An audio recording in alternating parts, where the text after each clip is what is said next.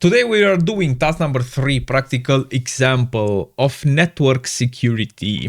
For this, we trigger the attack box. Let's see what's up. We will try to hack into a target Linux system in this task. We have assumed that you never used Linux before and we will explain accordingly.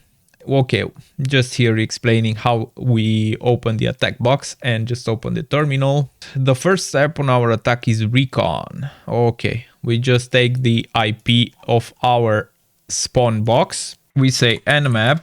I see here nmap. And for this, let's say nmap help. Here you can see examples of how to run nmap with different switches, but we will need only a few. So today we'll use service version detection. SV switch we'll use from the script scan, we'll use the default one. From OS detection we'll use the O switch, and from timing and performance we'll use the timing switch. For this we'll say nmap, we'll paste the IP of our machine, and we'll not use the P switch, which is from ports. We will use it after we go for operating system scan, service version default scripts, and we'll say here a T4. Actually, let's go for T5 and let's see what we'll get. We see in our machine the same FTP port 21. Here we see a version of a FTP 303. Ooh, we see a lot of things in here. We can log via FTP with anonymous FTP login credentials, which we'll do in order to get the secret. We have on port 22 SSH. We see version of the SSH on an operating system, Ubuntu. And here is just the default port 80 for HTTP. This means that if we jump on Firefox, we have a connection. No, this website is hosted using NGNX. We saw that. We saw that over here.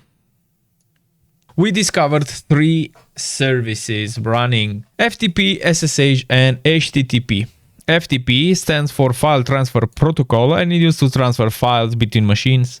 SSH, Secure Shell, is used to securely remote login, basically to remote via SSH remotely or locally. HTTP stands for Hypertext Protocol. It's used for web. You can see if we paste our IP of our machine, it is reachable. You can also notice that nmap reports on whether the host is up based on whether it receives any response from it. This is useful to know when no ports are open or accessible. There will be moments when ports are not accessible, but we can still check them. When that is right, we will do that. Let's try to gather more information about the FTP server. We will connect to the target FTP. All right, for that you can see it. We just use the command FTP and then we use the IP of the host. Let's listen here again.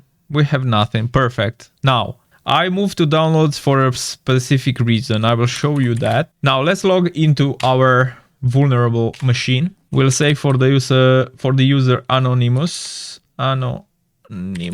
successfully logged in. Now if we list, we'll see the exact same files that we saw when we did our initial nmap scan. If you say here get secret.txt, transfer complete. All right, let's take also 2680 txt complete, and then let's also take 55317.txt. Perfect. I will also take backup.sh. Now exit and let's list. As you can see, inside our downloads directory, we have all the files that we wanted from the vulnerable machine via FTP. Here you can see, you can say exit or buy in order to exit the FTP client. Perfect.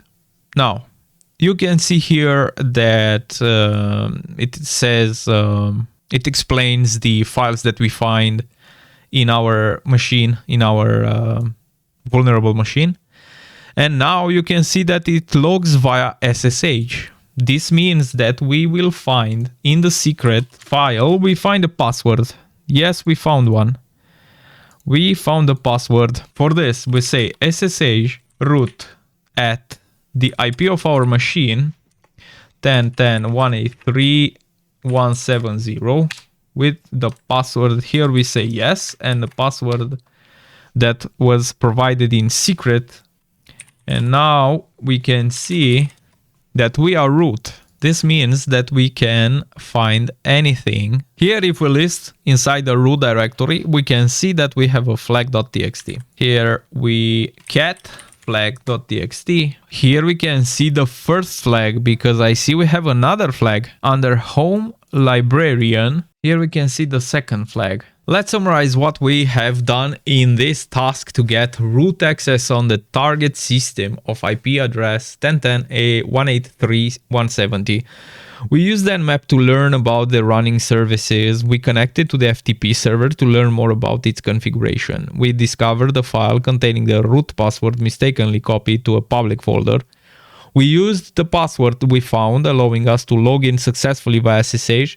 And we gain access to all the user's files. Yes, because we are root. So yeah, here we see what is the password of the secret file. Actually, let's open a new terminal here. And inside here, list and get again the secret. This is the password for secret.txt. What is the content of the flag in the root directory? The content of the flag in the root directory will say cat flag.txt. Here we see it. And what is the content of the flag in the librarian directory? Perfect. Congrats.